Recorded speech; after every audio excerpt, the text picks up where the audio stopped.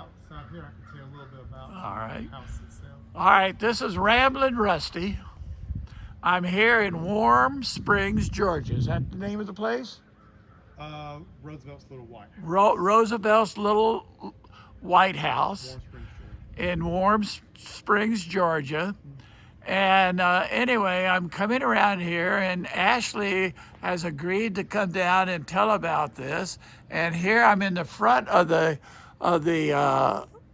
Roosevelt's White House, and so I'll let him go ahead and start from there and tell a little bit about it. Go ahead, Ashley.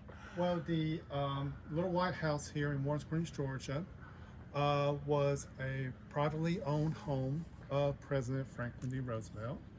The house was completed in 1932, and he and Eleanor moved in May of 1932, and they hosted a housewarming party here for all the local people. They served lemonade and cookies. And Roosevelt had an interest in architecture, so he was involved in the design of the Little White House, and he with the assistance of an architect, Henry Toombs, they worked together on the design.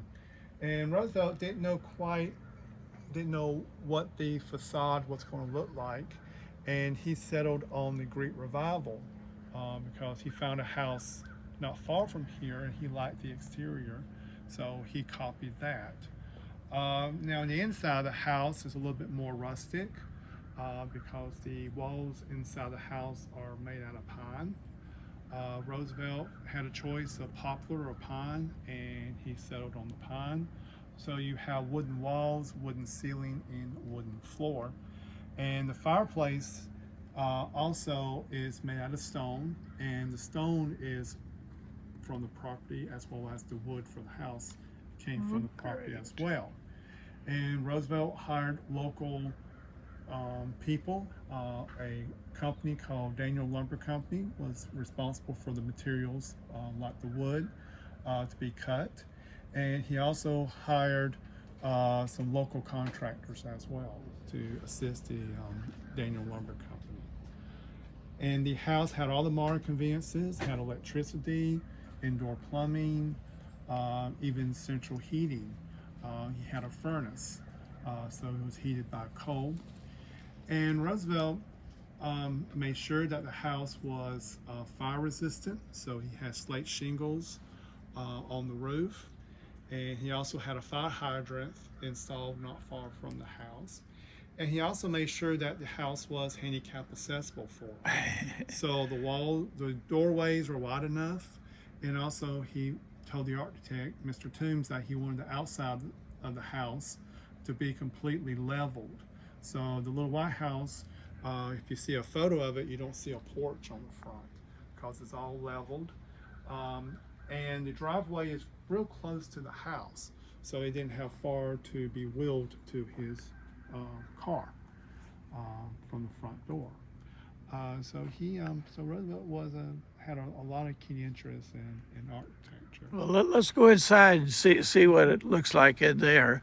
I noticed these little guard. What do you call them? Marine Corps sentry posts. The Marine Corps sentry posts are around here. There's some out front. Yes. And of course, now they have modern air conditioning, but before, like you said, it was heated down there with coal, right? Yes. Okay. Coal fire furnace. Now this opening is a little bigger than most ice boxes, isn't it? Mm-hmm. Yes, it's quite a large ice box. And your ice box was your refrigeration back in the day. Right. And they were out on the porch, so the iceman could come and put Just ice in people's ice boxes. Okay. So we'll come on into the kitchen area here. So we're going to be like a member of the family by coming through the kitchen door. Right. And Roosevelt had a cook. Her name was Daisy Bonner, and she was local, so she actually lived here in Warm Springs. And when Roosevelt was here, she would come and stay in the servants' quarters temporarily. while he was here. And then when Roosevelt went back to Washington, she went back to her own residence and go back to her other job. She cooked for someone else. But she was here to cook the first meal for Roosevelt and also the last meal. Wow. Which was April 12th, 1945. He also had a housekeeper. Her name was Lizzie McDuffie, and her husband Irvin McDuffie was the valet. So he would help Roosevelt get dressed, help him with his leg braces, help him in and out of the bathtub, and also cut his hair for him. So they also stayed in the servants' quarters, and the McDuffies, they actually worked at the White House in Washington. Okay. They will travel with him on the presidential train to Warm Springs. Now this is electric, not. Yes, it's an electric stove. Oh, and wow. All the furnishings in the house, including all the appliances in the kitchen, are original. So they date from the 1930s. There's your electric toaster, waffle iron. And bread boxes. And have the butler's pantry, so you have all the china. And some of the china belonged to his mother, Sarah Roosevelt. So when the pieces were broken and she bought new china, she just had it shipped. She just ship it down here. Says, I'll give it to my boy.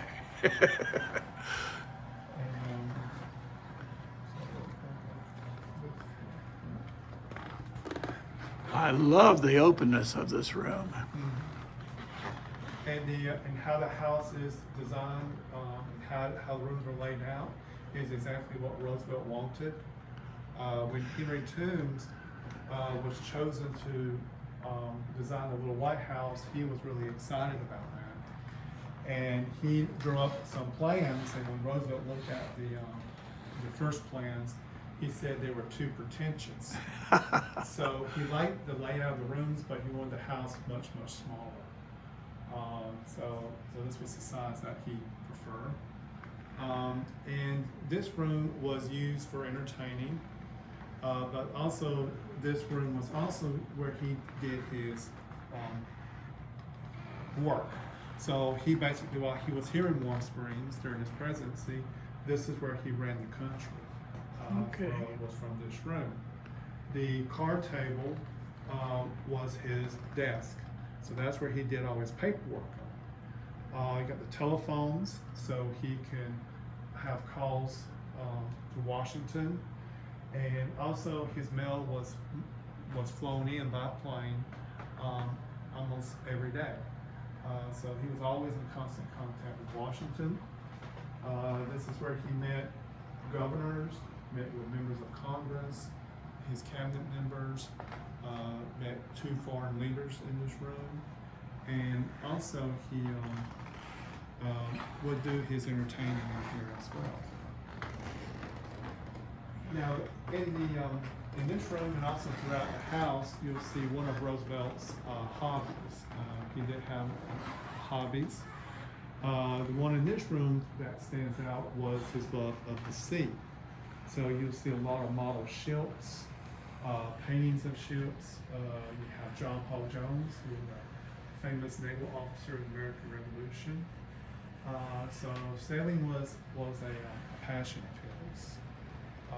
And his father, James Roosevelt, taught him how to sail on the Hudson. And he also had a home in Canada, Campobello, Island. So they did sailing there as well. So sailing was a passion of his. The books are original, and some of them are autographed by the authors. Roosevelt would collect books as well, so he was a book collector. I like the simplicity of the bookshelf there. Yes. I mean, that is very Roosevelt nice. was something that was very simple and rustic. And works. Yes, it works very, very well. And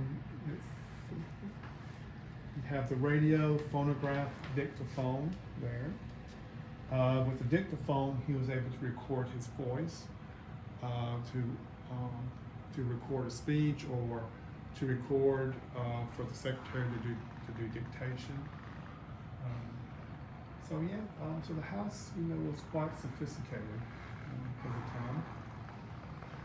Well, this is great, and so I think everybody has a pretty good idea, but I'd love for each one of you to come here in person, and especially this time of the year. I mean, beautiful with the fall colors outside, and I love this idea that it's sort of to get the air circulating. You got the open up that door, open up this door, and the air will flow through here.